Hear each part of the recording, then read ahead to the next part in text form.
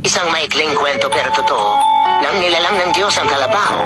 Sabi niya rito, ikaw ay magtatrabaho mula umaga hanggang gabi. Bubuhatin mo at kakayanin ang lahat ng ipapapasan sa iyo. Mabubuhay ka ng 50 taon. Sagot ng kalabaw, masyadong mahaba po yung 50 taon. Pwede po bang 20 taon na lang? At sumang-ayon ang Diyos sa kahilingan ng kalabaw. Nang nilalang ng Diyos ang aso, sabi niya rito, ikaw ay magiging tagabantay ng bahay. Sunod-sunuran sa gusto ng iyong amo, mabubuhay ka ng 25 taon. Sagot ng aso, masyado pong mahaba yung 25 taon. Pwede po bang 10 taon na lang? At sumang-ayon ang Diyos sa kahilingan ng aso.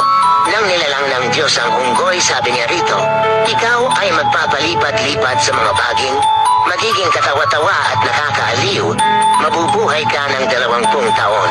Sagot ng unggoy, masyado pong mahaba yung 20 taon. Pwede po bang 10 taon na lang? At sumang-ayon ng Diyos sa kahilingan ng unggoy.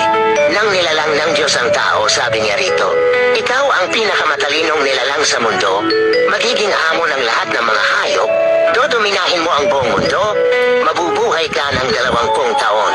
Sagot ng tao, masyado pong maiksi yung 20 taon. Pwede po bang ibigay ninyo sa akin yung 30 taon na tinanggihan ng kalabaw, 15 taon na tinanggihan ng aso, at 10 taon na tinanggihan ng unggoy? At sumangayon uli ang Diyos sa kahilingan ng tao. Mula noon, ang tao ay namuhay ng 20 taon bilang tao. Nang siya'y ikasal, siya ay namuhay ng 30 taon bilang kalabaw. Nagtatrabaho mula umaga hanggang gabi, pinubuhat at kinakaya ang lahat ng pasanin sa buhay. Nang siya'y mawalay sa mga anak, siya ay namuhay ng 15 taon bilang aso, tagabantay ng bahay, at sunod-sunuran sa mga gusto ng mga anak. Nang siya'y matanda at retirado na, siya ay namuhay ng 10 taon bilang unggoy, padalaw-dalaw at palipat-lipat sa mga bahay ng mga anak, nagiging katawa-tawa para aliwin ang mga apo. Katang-isip lamang pero totoo.